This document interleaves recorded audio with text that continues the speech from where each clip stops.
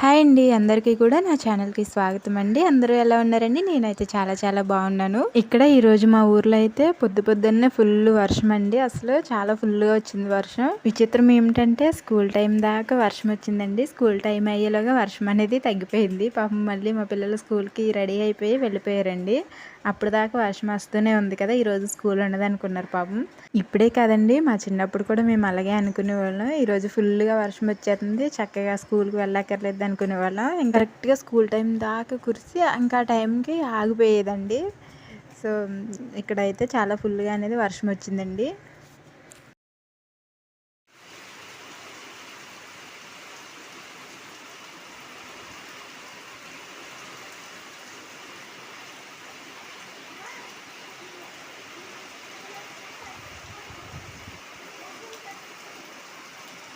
ఇక్కడ మా ఇంటి దగ్గర నారింజకాయ చెట్టు ఉంది కదండి, ఇవైతే కొద్దిగా ఇంకా తయారవ్వలేదు. కానీ ఇక్కడ ఈ సైజులో ఉన్నప్పుడైతే జ్యూస్ షాప్ వాళ్ళు ఉంటారు కదండి, వాళ్ళైతే తీసుకురమ్మని కాల్ చేశారండి. మాకు కొంచెం చిన్న సైజు అయినా పర్లేదు, మాకు కావాలనేసి వాళ్ళు కాల్ చేశారు.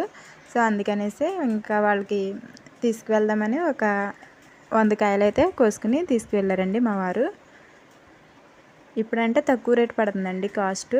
కాయ సైజు పెరిగి గుల్ల తిరిగిన తర్వాత ఇంకా కాస్ట్ అనేది ఎక్కువ పడుతుందండి. కాయ 5 రూపీస్ అన్నా తీసేసుకుంటారు. ఈ కాయలు మనకి నారింజ కాయలు తీయగా ఉంటాయండి, అంత పులుపు అనేది ఉండదు. ఇప్పుడు కాదండి, కొంచెం గుల్లగా వచ్చిన తర్వాత ఇవి కాయలు మరీ అంత పులుపు అయితే ఉండవండి, కొంచెం బాగానే ఉంటాయి. అలాగని అస్సలు పులుపు ఉండవని నేను చెప్పనండి, పులుపు ఉంటుంది, అలాగే తీపి ఉంటుంది. ఇప్పుడు ఇక్కడ చూస్తున్నారు కదండి, ఈ స్టేజ్లో కోసేసుకున్నాం కాబట్టి ఈ స్టేజ్లో అయితే మనకి చాలా పుల్లగా ఉంటాయండి కాయలు. అవి ఇంకా పెద్దగా అయిన తర్వాత ఇక్కడ మీకు ఒక కాయ చూపిస్తాను చూడండి. ఈ సైజులోకి వచ్చిన తర్వాత అయితే కొంచెం పులుపు అనేది తగ్గుతుంది. ఇంకా అవి గుల్ల తిరిగిపోయిన తర్వాత అసలు మనకి తీయ ఉంటాయి అనమాట, బత్తాకాయల టైప్లో వచ్చేస్తాయండి ఈ కాయలు కూడా. ఇలాగే కాయలను కోసేసి జ్యూస్ షాప్ వాళ్ళకి అయితే వేసేసారండి.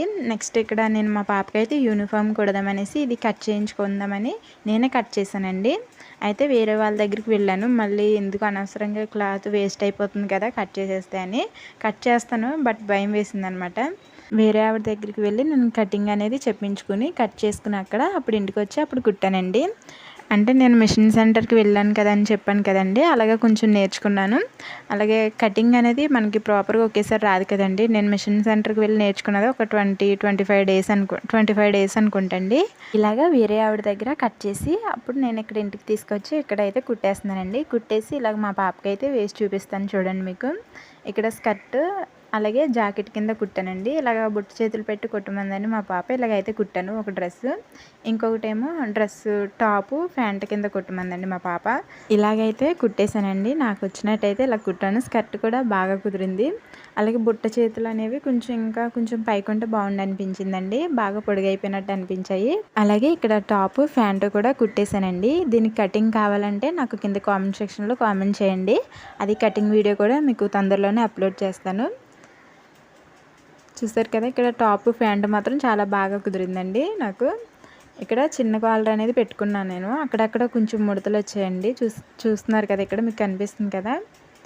వీటికి ఇంకా బటన్స్ వేయలేదండి నేను.